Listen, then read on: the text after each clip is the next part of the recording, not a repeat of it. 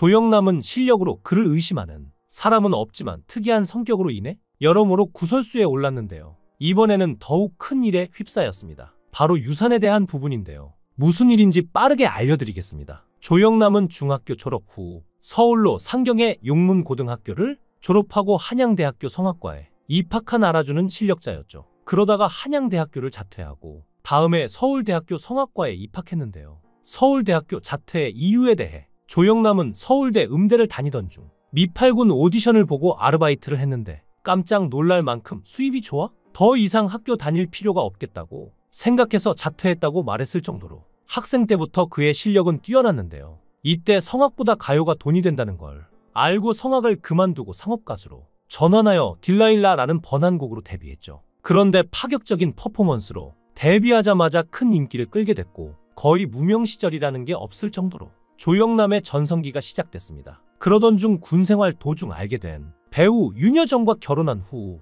빌리 그레이엄 목사가 주도한 여의도 평화집회에서 성악 쪽 담당자들을 수소문하고 직접 지휘한 후 빌리 그레이엄의 추천으로 미국으로 유학을 가 신학학사 학위를 취득한 뒤 한국으로 돌아왔는데요. 가수로 돌아오면서 활동도 왕성했지만 집과는 거리가 멀어졌고 끝내는 윤여정과도 이혼했죠. 스스로도 윤여정과 갈라섰을 때를 매우 반성하지만 진심으로 윤여정을 위한다면 윤여정의 이름조차 언론에 꺼내면 안 되는 게 아닐까요? 사실 조영남은 옛날부터 악명 높은 바람둥이였는데 결혼하고도 그 버릇을 통 고치지 못했습니다. 배우로서의 활동을 잠시 중단하고 집안 살림에만 충실하던 윤여정에게 살림은 하나 도와주지도 않고 윤여정 앞에서 대놓고 내가 못생겨서 같이 잘 수가 없다? 라고 막말을 하는 등 믿기 힘든 행보를 보였죠. 거기다 신혼 시절엔 둘의 인기가 좋았음에도 수입은 좋지 못해서 생활고를 걱정해야 할 상황이었는데 그럼에도 조영남은 살림을 도와주기는커녕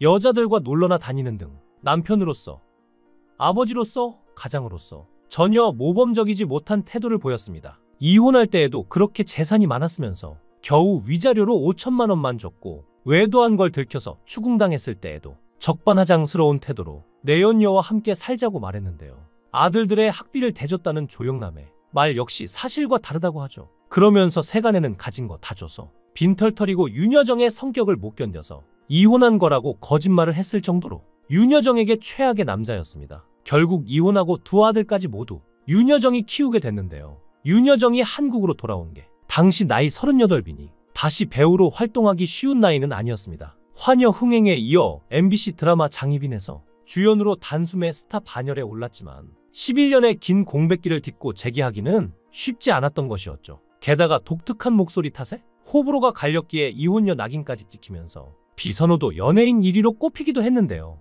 윤여정이 TV에 나올 때 목소리가 듣기 싫다? 저 여자는 이혼녀다. TV에 나와서는 안 된다. 는 시청자 전화가 걸려올 정도였으니 얼마나 심했는지 아시겠죠. 요즘 같아서는 말이 안 되는 상황이지만 80년대에는 이런 일이 흔했습니다. 그렇게 자칫 비호감으로 흘러가서 배우를 못할 수도 있었던 윤여정이 재기할 수 있었던 원동력은 왕년에 윤여정을 내려놓고 철저히 생존을 위해 연기한 강인함이었습니다. 홀로 두 아들을 키워야 했던 윤여정에게 연기는 돈을 버는 생계수단이는데요. 여우주연상을 수상한 신인 시절을 뒤로하고 단역까지 닥치는 대로 맡았습니다. 윤여정은 한때 한 예능 프로그램에서 나는 생계형 연기자예요.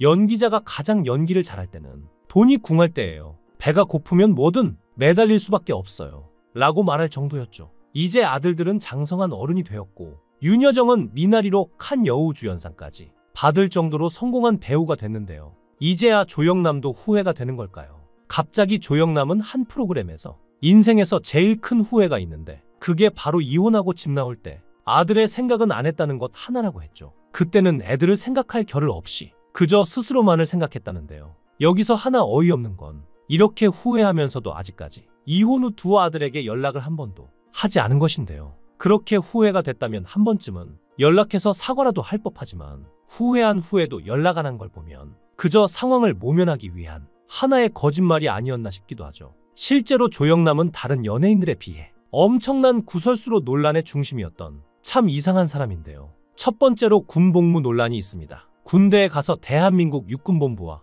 보안사령부에서 복무했는데 장군들이 잘 봐줘서 편한 군생활을 했는데요. 거의 민간인처럼 자유롭게 지냈으며 자주 열리는 육군 장성들의 파티에 참석해 노래를 불러주고 장군들의 총애와 배려를 받으며 술과 안주를 실컷 얻어 먹었다고 하죠. 그리고 같은 시기 군에 입대해 있던 노주현 등의 연예인들과 함께 유신헌법 홍보 연극을 하며 전국을 순회했다는데요. 또한 당시 참모총장인 서종철 장군의 총애를 받았다고 하는데 훈련소에서도 훈련소 중대장이 서울대 동기여서 매우 편하게 지냈고 그를 보려고 간부 및 여군들이 행정반을 너무 기웃거려 임무 수행이 안 되니 아예 일과 시간 전체를 합창실에서 혼자 지내게 했죠. 어이없게도 이 주장은 타인의 증언이 아니라 본인이 직접 말한 내용인데요.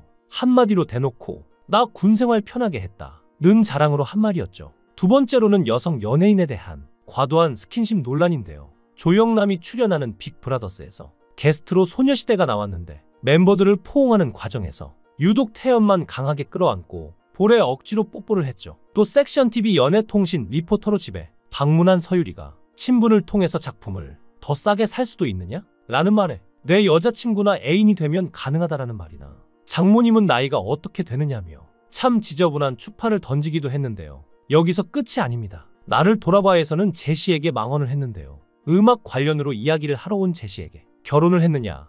남자친구가 있느냐? 없다면 얼마 동안 싱글이었냐? 난 너의 남자친구가 되고 싶다 등의 음악과는 전혀 관련 없는 생뚱맞은 발언들을 장난스럽게도 아니고 진지하고 집요하게 하여 제시를 당황스럽게 만들었습니다. 거기서 끝난 것도 아니고 진짜 전화를 한 건지는 몰라도 어딘가로 전화를 하며 제시라고 새 여자친구가 생겼다며 재미없는 농담을 했는데요. 그때 제시는 그저 당황해서 어쩔 줄 모르는 표정을 지을 수밖에 없었습니다. 당연히 이를 접한 이들은 조영남을 거세게 비난한 건 당연하겠죠. 또 바로 옆에 탈의실이 있다는 걸 들었음에도 불구하고 바로 앞에서 바지 지퍼를 풀고 윗옷을 다 벗기도 했는데 그곳에 제시와 여성 백댄서 카메라가 있었죠. 이 외에도 첫 만남 자리에서 제시와 악수를 한 후 오래 잡고 있자 제시가 손을 빼려고 하는데 맞잡은 손을 놓지 않아 자연스럽게 제시가 자리로 끌고 안내하는 듯한 장면이 보여져 많은 이들이 불편해했는데요. 이런 비슷한 일이 여기서 끝이 아닙니다. 자신이 입양한 딸에 대해서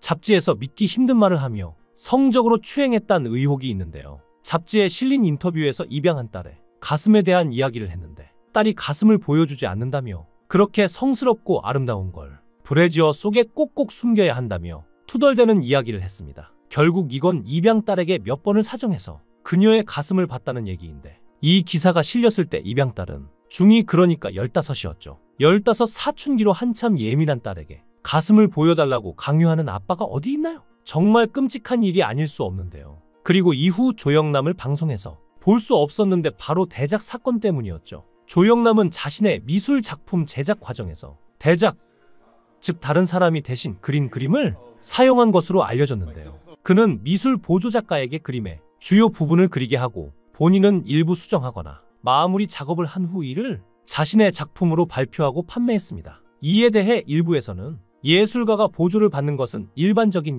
일이라고 옹호했지만 다른 쪽에서는 조영남이 보조 작가의 역할을 과소평가하고 작품을 자신의 이름으로만 팔았다며 비판했을 정도로 큰 이슈가 됐는데요. 이 사건은 법정으로 이어졌고 조영남은 사기죄로 기소되었습니다. 검찰은 그가 작품의 실질적인 제작 과정을 숨기고 높은 가격에 판매했기 때문에 사기로 간주했는데 조영남 측은 예술계에서 보조 작가는 일반적으로 허용된 관행이라며 무죄를 주장했죠. 그리고 결국 대법원에서 무죄를 선고받고 모든 혐의를 벗을 수 있었는데요. 최근 조영남은 이제야 정신을 차렸는지 미리 유서를 작성해둔 상태라고 하는데요. 재산의 반을 아들에게 준다고 하고는 장례식을 열지 말라고 했죠. 자신이 장례식을 치를 정도로 대단한 사람이 아니라고 말하며 사람들이 와서 자신에게 절을 하는 것도 부끄러우니 싫다고 했죠. 과연 진심으로 조영남을 존경해서 그의 장례식에 갈 사람이 있을지 모르겠지만 적어도 많은 이들이 진심으로 조영남을 추모하지 않을 것 같은 건 저만의 생각일까요? 잘 모르겠네요. 더 이상 조영남의 망언에 상처받고 피해받는 사람이 안 나왔으면 합니다. 여러분은 어떻게 생각하시나요? 귀한 시간 내서 영상을 끝까지 시청해 주셔서 대단히 감사합니다. 더 좋은 영상으로 꼭 보답하겠습니다. 구독과 좋아요 부탁드립니다.